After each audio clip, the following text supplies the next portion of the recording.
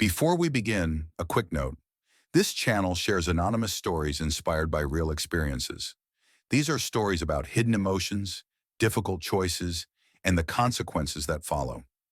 Names and details are changed to protect privacy, but the feelings behind them are real. Today's story is about a secret that wasn't dangerous in the obvious way, but quietly changed how I see people, trust, and even myself. It's about someone I thought I knew well, and a truth that made me realize how little we truly understand the lives of others. I never thought I would write something like this, and even now I'm not entirely sure why I finally decided to share it. Maybe enough time has passed, or maybe pretending it never happened became harder than telling the truth. Either way, this experience stayed with me longer than I expected. In my last year of school, I had a small, ordinary group of friends. Nothing dramatic, nothing unusual. Just familiar faces I saw every day and assumed I understood completely. One of them was Ethan. We weren't inseparable, but we were close enough that I never questioned his place in my life. He was quiet, thoughtful, and always seemed more mature than the rest of us. Teachers trusted him, parents liked him. He blended in effortlessly, at least that's how it looked on the surface. The first sign that something was off came in a way so subtle I almost ignored it. During lunch one day, Ethan made a comment that sounded half like a joke and half like a warning. He said that people never really know what's going on in someone else's life, even if they think they do. At the time, I laughed it off. It sounded philosophical, maybe even pretentious. I forgot about it almost immediately. But over the next few months, small things started adding up. Ethan would disappear for days without explanation. Messages stayed unread. Calls went unanswered. When he returned, he acted as if nothing had happened. No excuses, no apologies, just calm, neutral conversation. We assumed he was busy or dealing with family issues. None of us pushed.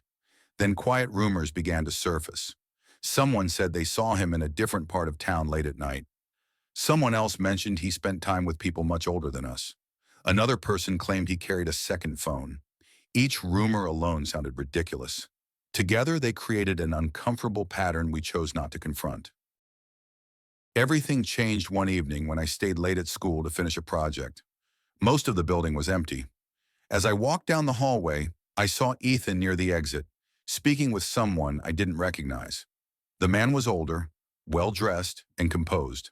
Their conversation stopped the moment they noticed me. The man nodded at Ethan and walked away without a word. Ethan turned to me, smiled, and casually asked how my project was going. His voice didn't shake. His expression didn't change. But something inside me did. For the first time, I felt uneasy around someone I thought I knew. After that, I started paying closer attention. I noticed how carefully he chose his words, how rarely he spoke about himself, and how every personal question was redirected. It didn't feel like shyness anymore. It felt calculated, as if he was constantly managing how much of himself the world was allowed to see. A few weeks later, I was at Ethan's house working on an assignment. He stepped out of the room to take a call, leaving his laptop open on the desk. I wasn't looking for anything, but a notification appeared and I saw my own name. Curiosity won. What I found wasn't dramatic in the way movies portray secrets. There was no crime, no violence, no immediate danger. Instead, there were detailed notes about people, friends, teachers, classmates, observations about behavior, habits, reactions, emotional patterns. Not insults, not praise, just cold analysis. My name was there too, along with details I didn't even realize someone could notice.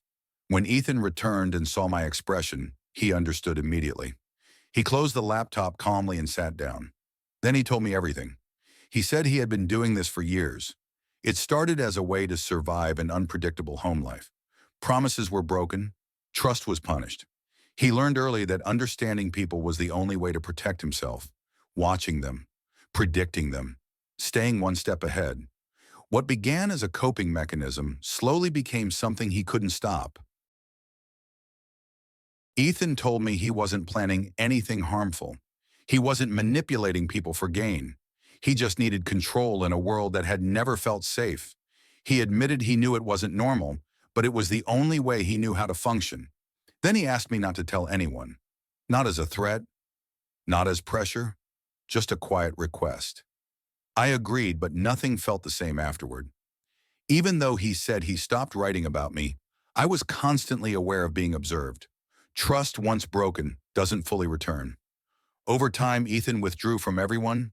He stopped attending gatherings. He became distant. Eventually, he transferred schools and disappeared from our lives completely. Years later, I received a message from him. He said he had been in therapy for a long time. He apologized not for being broken, but for letting fear turn people into objects. He didn't ask for forgiveness. He just wanted to acknowledge the damage he caused. I took time before replying. When I finally did, I told him the truth. His secret changed how I see people. It taught me that many people walk around carrying invisible systems they built just to survive. That doesn't excuse harm, but it explains it. We don't talk now. Not out of anger, but because some connections belong to a specific time and can't survive the truth that follows. I don't hate him, and I don't regret knowing. This experience taught me to listen more and assume less. To remember that behind calm faces and ordinary lives, there are stories no one sees. Not all secrets are dangerous, but some quietly shape everything around them. And once you realize that, you can never fully unsee it.